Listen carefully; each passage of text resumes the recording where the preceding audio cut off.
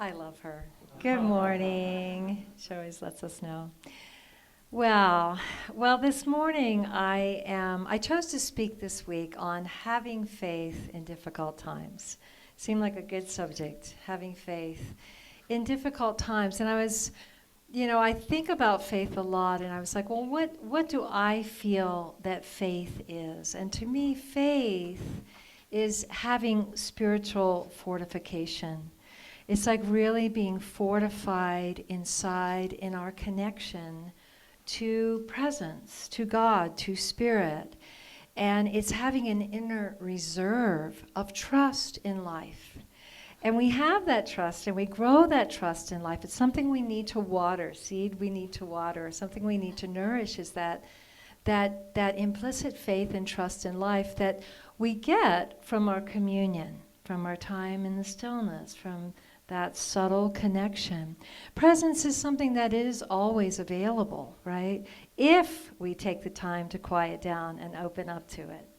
There are so many things in the world that are like, look over here, no, over here, All you have to do is just turn on your iPhone, right? And there is just a million distractions and so many reasons we could not quiet down and be still. But we need that. We need that communion to grow our faith, to fill up that inner reserve, to have that spiritual fortification. It's like a storage of refuge energy. That's what I feel it to be. It's like this storage of refuge energy so that when we do need to take refuge, we have that. We have that store. And the other thing I've been exploring this week is the relationship between faith and suffering. Because isn't it always when we're suffering that we need the faith? I mean, they really go together. It's like when we're suffering, we need faith. And, it seems like Earth School classes, all the Earth School classes were taken, they feel like 11 on a scale of 1 to 10 in intensity. Anybody else feel that way, or are you guys advanced students here? You're like breezing right through it. You laugh. Everybody has a story. Everybody has been through something or they're going through something. And so often we don't even know. We don't know what people are going through. I feel like we could really use a lot more sitting in circle, sitting around the campfire, in days gone by and sharing what we're going through, because I think we'd find a lot of relief because we'd realize we're not alone, that everybody has their measure of challenges to meet in life. And I think at times we long for a world without suffering, we long for a life without suffering, we want that realm where there is no suffering. But that's just not the way it is here on planet Earth. On planet Earth, there is suffering, and it has an interesting place. To me, suffering's like a mystery. And I look at it with curiosity. I want to understand, the way it works and how it hones us and how it grows us and how it evolves us and how we can use it and how we can transform it, right? So the two things that I've been examining this week and that I feel are so essential to cultivate on a regular basis and would help us when life is difficult is having faith and developing skill in recognizing and transforming our suffering. We have to see that we're suffering. I think a lot of people don't. We have to be able to recognize that we're suffering. There's a proverb, old proverb you've heard. It's attributed to the Prophet Muhammad. Have faith in God, but tie up your camel. Have you guys heard that one? That's a good one.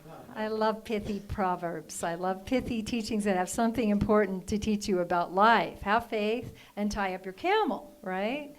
So that's two parts. We want to have faith, and that's self-explanatory, but the tie up your camel part regarding suffering means that we get skillful. We get skillful at noticing when we're suffering, recognizing it. We get skillful at meeting it. We get skillful at taking care of it and transforming it without passing it on.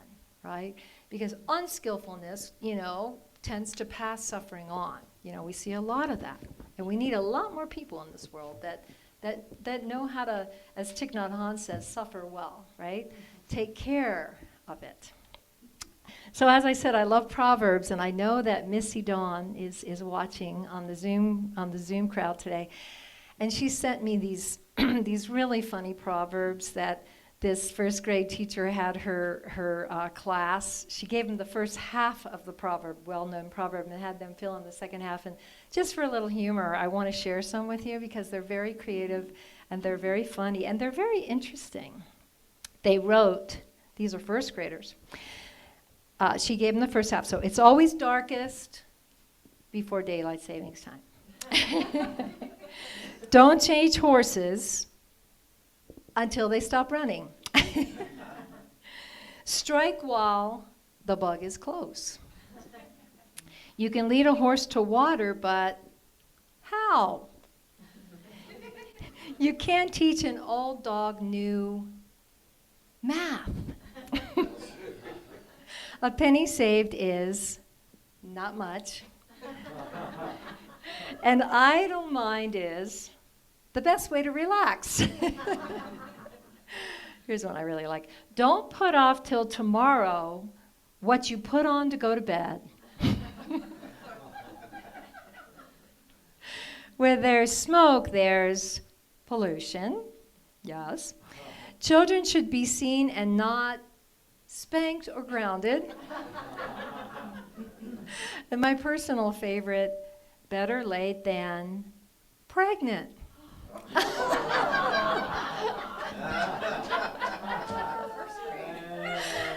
They knew a lot more than I did in first grade.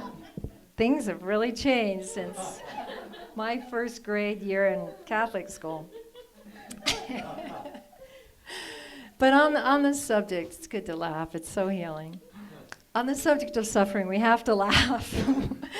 There's a proverb that says there can be no joy without pain, right? Elizabeth Kubler-Ross, you've heard her work in Death and Dying. She's done beautiful work in Death and Dying. She wrote, there can be no joy without hardship. There's no pleasure without pain. Would we know the comfort of peace without war?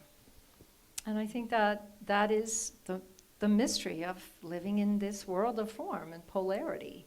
We could definitely stay in samadhi beyond the identification with the body and mind, and we can be in peace and just exist there. But if you're going to be in this world, in this body, in this mind, you're going to notice that there is a world of polarity here, and that we understand light because there is darkness. We know softness because we know hardness, right? We know, we understand happiness because we also know sadness. And we understand the value of love because we have experienced the lack of love. Do you see how there's purpose in these opposites, in these polarities? One of my teachers, Thich Nhat Hanh, which I love that Linda's teaching the little ones on Thich Nhat Hanh today. He wrote, being able to enjoy happiness doesn't require that we have zero suffering. In fact, the art of happiness is also the art of suffering well. When we learn to acknowledge, embrace, and understand our suffering, we suffer much less. Not only that, we're able to go further and transform our suffering into understanding, compassion, and joy for ourselves and for others. So I was really intrigued. I thought about that a lot this week, that he said the art of happiness is also the art of suffering well, or being able to do well in taking care of our suffering and minimizing it and moving through it and transforming it. The story of the Buddha, I was thinking a lot of the Buddha. Before Siddhartha was the Buddha, he was a prince, and you've probably heard the story, but he lived in a palace, and he was a prince, and his father, it had been foretold to his father that he was either going to be a great king or he was going to be a great sage, that he was going to be an enlightened master.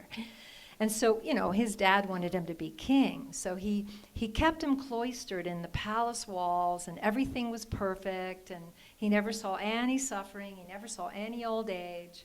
And at one point when Siddhartha was grown, he had a wife, he just didn't want to live in this fantasy realm, this fantasy land anymore. And he decided to leave and run away from this, very nice prison. And so he escaped one night, and he went out and he saw 4 things. And the first thing he saw disease. He hadn't seen disease. He hadn't seen suffering in illness.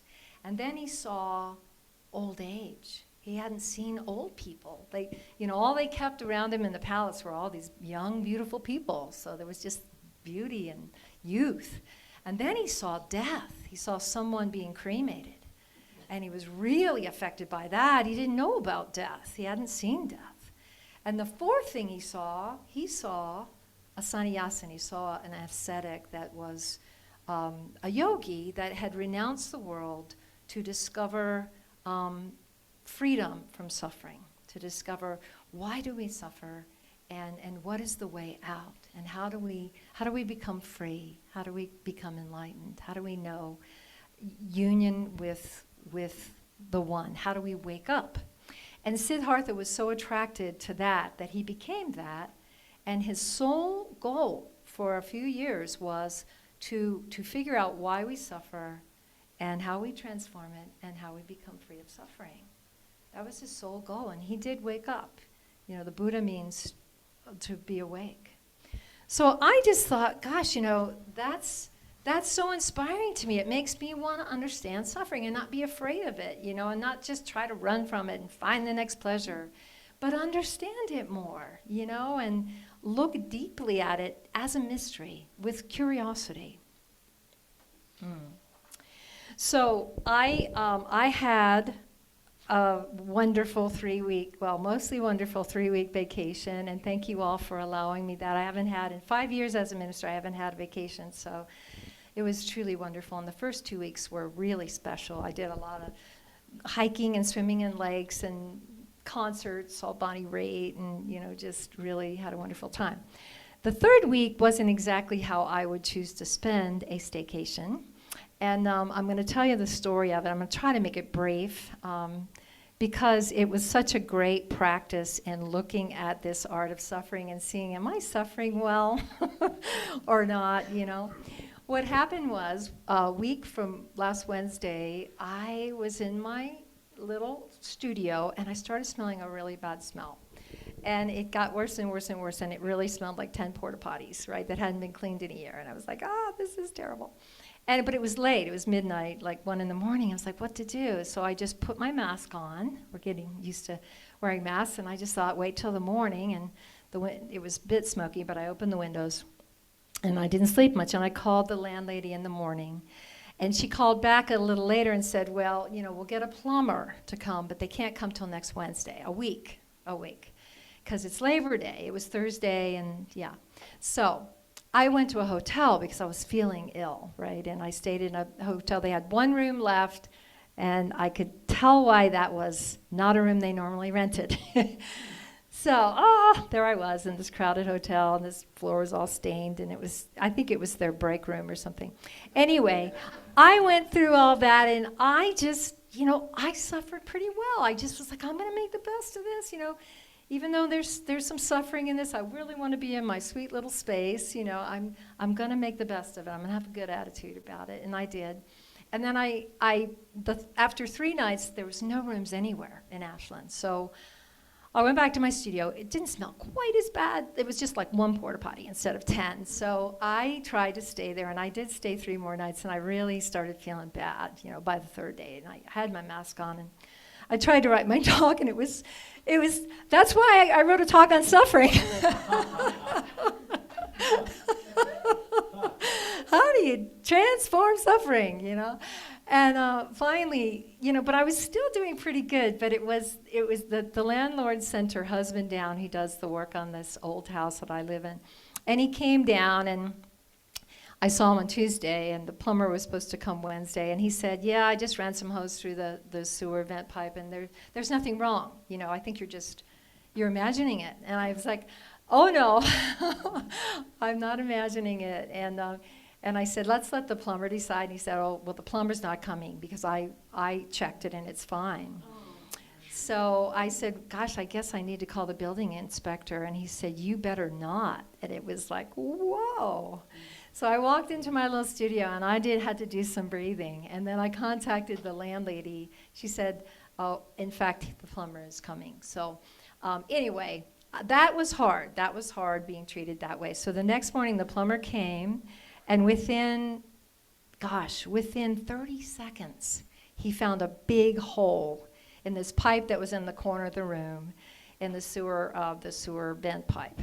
And he cut it off with his, thing that cuts metal, and he put a clamp on it, and he fixed it. And so I did say, because the landlord's husband was in and out, I did say, I do think you owe me an apology. And he said, maybe so. You need to move your car. And that was it. That was it. It wasn't possible for him to apologize. And so that piece was hard for me. And, but I reflected on it, and it took me some time, and I watched myself, tell the story. In fact, I was sitting in the park telling the story later that day to my friend, and boy, was I going on and on about it. And this adorable little boy, he's just skipping, and he just stops right in front of me, and he just smiles at me and goes, hi. And I just it was like a God wink. It was like, wake up, that's the past. I know it was just a little earlier today, but look, there's also joy here. Like, you're sitting in the park, and the trees are beautiful, the breeze is beautiful, and this little godchild is winking at you, and I just shifted. I shifted right out of that story of the past, of resentment, and I stopped suffering right in that moment. And I was just so grateful. You could call that a mindfulness spell. Just snapped me right out of it. But one of the things I can say in reflection of all that is my landlord, the husband, is suffering. He's going through cancer treatment. And he, doesn't have the skillfulness, or hasn't chosen to practice the skillfulness of taking care of his suffering and not sharing it and not passing it on. And so that was just really deep insight for me to share. And then I did get to a place. What I do is I don't stay angry long. I go to sadness, and I feel sad because I feel like love lost. We didn't need all that drama. We didn't need any drama, And then in that moment, love lost. But then if I could find compassion, first of all for myself, because I was innocent, I just wanted a safe, healthy place to live. And just give myself compassion. I did a compassion meditation for myself. May I be filled with compassion. May the pain and sorrow ease. And may I be at peace. I gave myself some time with that. And then once I felt that, I sent it to him. May you have compassion. May you have compassion, for the whole situation. May you come from compassion. May your pain and sorrow ease, and may you be at peace and create peace. And I also did my practice. I told you this practice a while back, and some of you really like this practice, where I'm walking on a trail. I visualize this. It's visioning. And I see that person that I'm having a hard time forgiving. They're coming this way.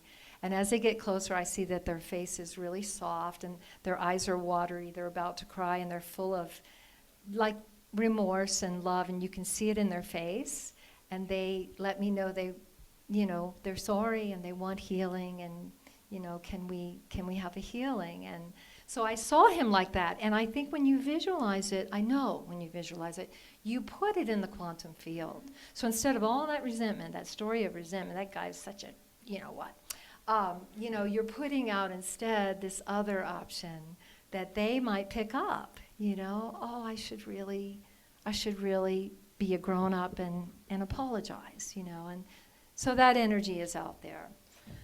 So, I share that because, what would our world be without compassion and understanding? And we need more. We need more compassion, understanding, and skill.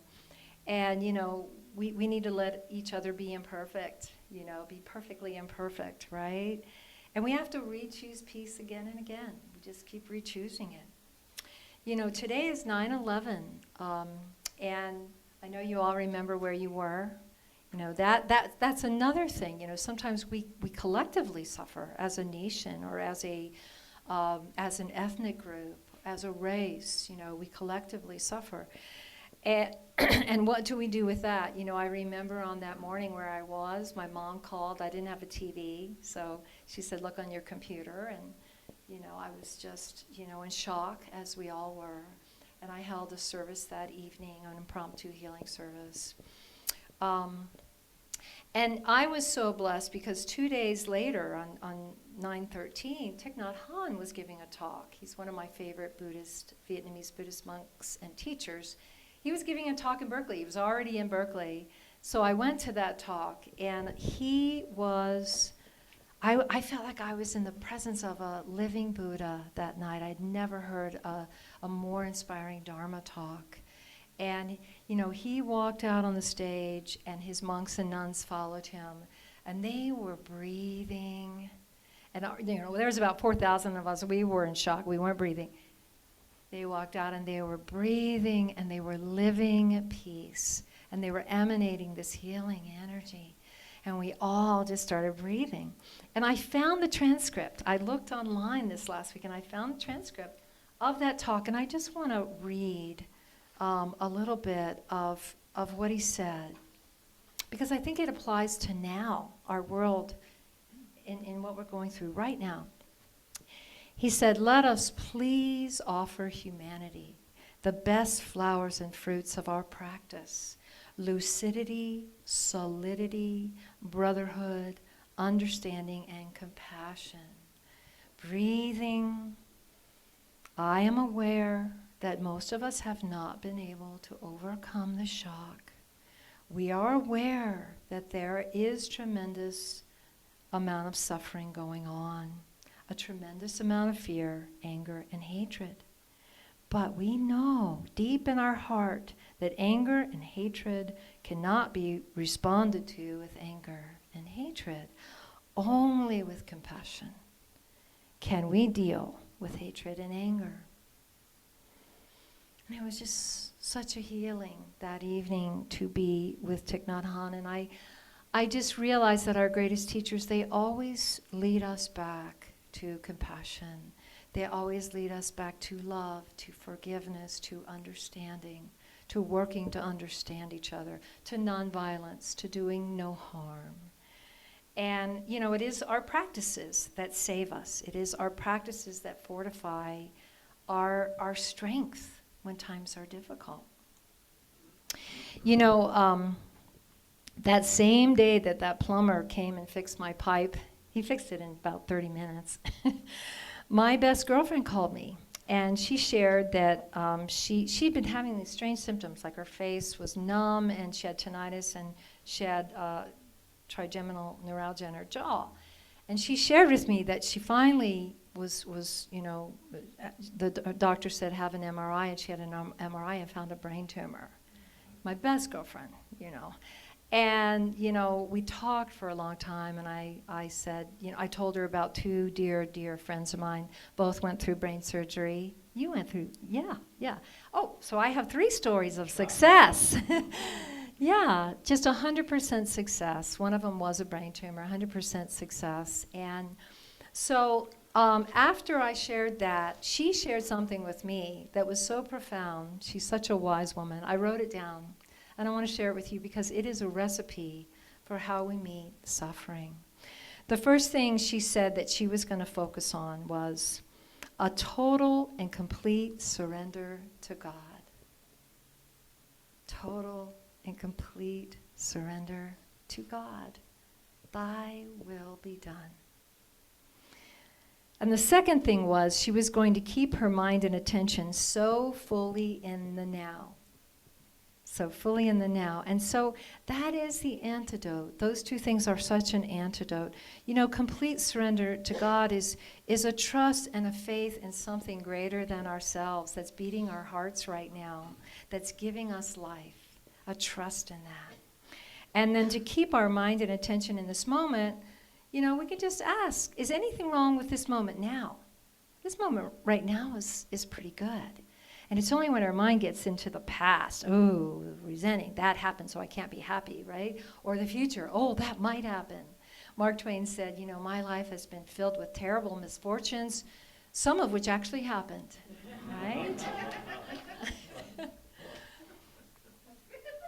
So in closing, life has suffering, yes, but it has joy and beauty and wonder and grace and lots of it, lots of it. We can let suffering be something we're not afraid of, right? We can let it be something natural and normal to human existence, and with our faith and with our skill, we can suffer well, as Thich Nhat Hanh says, and become excellent at the art of happiness. The art of happiness. There's a beautiful prayer from Yogananda. O omnipresent protector, omnipresent protector. In life and death, in disease, famine, pestilence, or poverty, may I ever cling to thee. Help me to realize I am immortal spirit, untouched by the changes of childhood, youth, age, and world upheavals. May you be at peace. May you be happy. May you be free from suffering. May all your loved ones be at peace and be happy. May all beings everywhere be at peace and be happy. Om Shanti, Shanti, Shanti. Thank you.